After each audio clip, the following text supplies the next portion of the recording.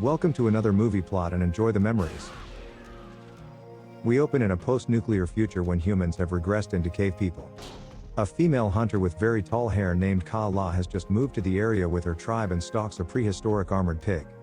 Her father figure Pag sees the little swine, so the pair begin jabbing at it with their spears cause a cave person's gotta eat. Suddenly it's squished by a stegosaurus tail attached to a dinosaur with the head of a triceratops, because yes, this thing is a stegoceratops. The cave people shout, getting the attention of a nearby protagonist named Yor the Hunter, is not to be confused with Yor the Gatherer. He's a barbarian who's lived in the area for a while and is accompanied by his own epic theme music called It's Yor's World. Also accompanied by an epic wedgie, he comes to Kalaa's rescue and tosses Pag aside, nearly breaking the poor guy's hip. He slips and rolls over the horns, but the stegoceratops moves quite slowly, so I think he's just swinging his axe into an elderly dinosaur. Pag almost gets himself killed, so Yor says, "That's why I threw you aside, now go stand over there with your daughter while she pulls all those faces." He eventually slays the dinosaur, and the first thing this man does when his enemies are defeated is drink their blood, because why not? When told that it makes you stronger, Kalaa gets on it as well, but when Yor offers some to Pag, he says, "I'm not falling for that one again." The hunter wears an amulet around his neck that he's had as long as he can remember, and it brings up some PTSD in the eldest member of the tribe. Father Time says that a blonde goddess who lives in the desert named Roa wears one around her neck and came to earth in a tongue of fire. Yor says, "Cool story, let's eat," and they all go back to the village to have dinosaur steaks and celebrate the arrival of their first blonde. Now we can mix some Aryan into the genetic pool, so Kalaa gets started on it right away by sultry dancing with the human fishing nets. She does the suggestive Shakira dance while Pag looks at Yor like they're trying to sell him a car, and the band slaps sticks together because future music sucks. Kalaa shakes it across the entire dance floor to Yor, who's pressed up against his loincloth but plays it off like he's seen better. Just then a tribe of Neanderthal party poopers show up and begin killing all of the guards who were facing the village instead of away from it. Their leader is a blue-skinned hairy man named Ukan, who sends his tribe of furry smurfs to slaughter all the men and abduct their women. Yor tries to fight them off, but there's too many, so he just sets the place on fire and runs away with the other named characters. For some reason Pag goes back to check for any survivors alone, but he knows how to handle a bow, so I'm sure he'll be fine. Yor brings his new girlfriend to his favorite tree to keep her safe, which has been hollowed out into a room, but they don't make the bedrock tonight. Kalaa just says that if they ever find Yor's tribe, it'll probably be filled with busty blonde babes, as somebody sounds a little jealous. In the morning they return to the village searching for Pag, but get ambushed by the cave-dwelling smurfs who've come for the girl.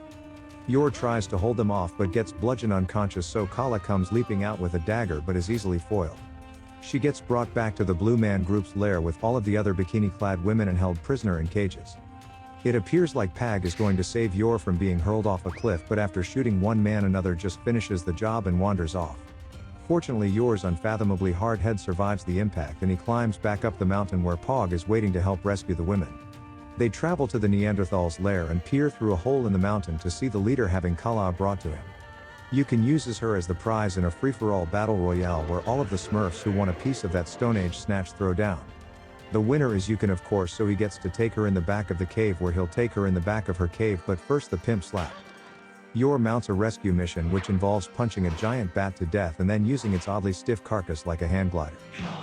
Soaring right into the cave accompanied by his theme music. That was the whole plan, and now he's stuck in here with Kalaa. They run deeper into the cave with the horny tribe in pursuit until reaching a dead end where a crudely made dam holds back the river. Yor busts it down, flooding the cave and drowning the Neanderthals. However, the other imprisoned women presumably also perish. We never mention them again and just meet up with Pag before searching the desert for Roa to find out about the amulet. At the start of some ruins, Yor tells his companions to wait for him, then sets out alone to find the girl, but passes a very suspicious rock. It turns out to be a swarm of mutant sandmen wielding flaming torches who herd him into a ravine and capture him in a net. Fortunately, they think that Roa is their goddess, so they bring him to her cave where her two friends are frozen in a giant block of ice. She has no idea how they got there, and just like Yor, she woke up one day in the desert with no memory of where she come from. Roa's heard stories about an island where their people might have come from and wants to leave, but is also a prisoner of the Sand People. They plan to sacrifice Yor to the god of ice cubes, however he flexes his hairless muscles to escape and uses their own flaming ritual sword against them. He sets the river on fire while slaying the dusty attackers, which causes the whole cave to collapse and crushes his enemies. Unfortunately, Roa takes a falling stalagmite to the head, so she needs to be carried, but they both make it out alive with only one concussion. Kalaa isn't very pleased to be seeing her man holding some random blonde, so when she wakes up immediately asks her what she wants. Roa makes it obvious when she just takes her romantic rival's tumbleweed of hemp and walks over to Yor like, here, I gathered this for you. They've built a raft and intend to float all the way down the river like Huck Finn to the island that Roa thinks they came from. Kalaa says that she's only jealous of Roa because she might steal Yor away, but says she's perfectly fine with him having multiple wives. Such is the way of their people, so they pull over for Yor to go shag Roa in the bushes because she's never met a man that didn't smell like a sandpit. Kalaa's jealousy boils over, so she waits until her husband finishes playing hide the skin club in the fur cave before confronting wife number 2. Talking like the Kurgan, she says that there can be only one and tries to straight up shank this poor girl, but fortunately the Neanderthals bring some civility. Somehow you can survive with a bunch of his smurfs and says you can be my prisoners now, pretty ladies, but Yor and Por come to the rescue. This time they kill the rest and Yor has a final showdown with the leader where he bludgeons Ukan with a rock and throws his body in the river. During this ambush, Roa was clubbed in the head, which she usually takes like a champ, but this time the caveman foreplay was fatal. Silver lining is she forgot that Kalaa just tried to murder her, so gives her the amulet and kisses Yor, who might be her brother for all they know. Roa kicks the bucket and they bury her in a solemn funeral, but I'm sure wife number 1 is really torn up about it. Everybody forgets about her at the sight of the ocean, which Kalaa tries to drink until the surfer dude pulls out the knowledge. He then takes a nap in the sand and wakes up to a meal of fresh fish, but before they can eat, screams come from a nearby cave. It's a young girl and her 2 brothers being attacked by another dinosaur, so the hunter's companions follow him into battle. It moves slow and awkwardly just like the Stegoceratops, but this time Pag has a bow, so he steals the kill from the sideline.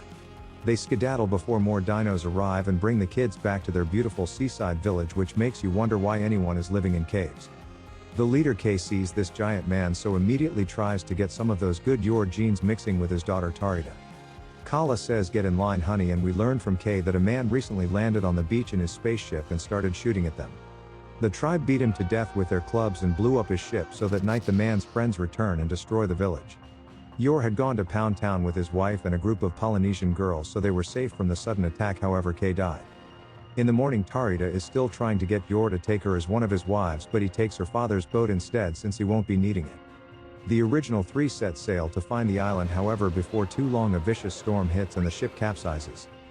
Yor washes up on the island where the leader of a pre-war civilization called the Overlord observes the new arrival. He sends his army of Darth Vader-looking androids to collect Yor, who punches one of their heads off to say hello.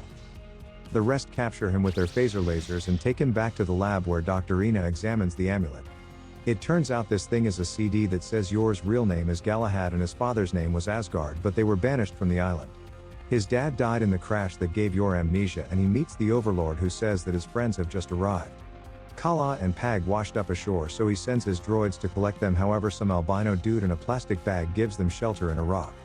He's part of a resistance group aided by Ina and led by some old blind man who's been waiting for the son of Asgard to lead them. Kalaa doesn't care about their story, so sneaks away to find Yor, who's allowed to escape by the Overlord, in hopes that he'll lead them to the rebel base. They both find themselves in a room of mirrors where nothing happens, but Kalaa still freaks out because I guess she doesn't like mirrors. The whole scene is just them wandering around in circles until bumping into each other, but just when they reunite, the Overlord cuts the lights. They return to the examination room where the Overlord appears to explain his evil plan, but it's a whole bunch of technobabble that doesn't make much sense. He wants to create a superior race of turtle-necked androids to replace the human population, but he needs genetic material. To get this, the Overlord says he's going to take control of Yor's mind to impregnate Kalaa and use her child like an ingredient. He then lays them out on operating tables, however before the hanky-panky the rebels come to the rescue led by Ina and Pag. They save the cave people, however the Overlord teleports away to avoid the shootout between the army of albinos and dozens of Darth Vaders. The trio chase the Overlord, whose teleportation juice must run out, while Yor proves to be an expert marksman with energy weapons. Even Pag takes out a whole row of droids, and just as he's about to be killed, the rebel leader begins shutting them down from the control room. In order to set some explosive charges, Yor uses the rope of convenience to swing over a chasm and plant it where it needs to be. For some reason he and Pag then do this crazy trapeze swing like a couple of acrobats to make it back to the other side. Not sure how this old man keeps surviving this movie, but they corner the Overlord and Yor confronts him for the final showdown. Of course this coward just hits him with the gauntlet of ouch my eyes and tries to flee on an elevator. So Yor hurls a spear-shaped candy cane into the Overlord's torso, who still manages to stagger back to the control room. Before he can deactivate the bomb, it explodes and presumably kills the Overlord as well as all of his robotic cronies. The pale rebels and our cave people jump on board a spaceship and manage to fly themselves away before the island explodes. They return to the primitive tribes on the mainland and with the albinos' knowledge can rebuild what they just blew up. And the movie ends.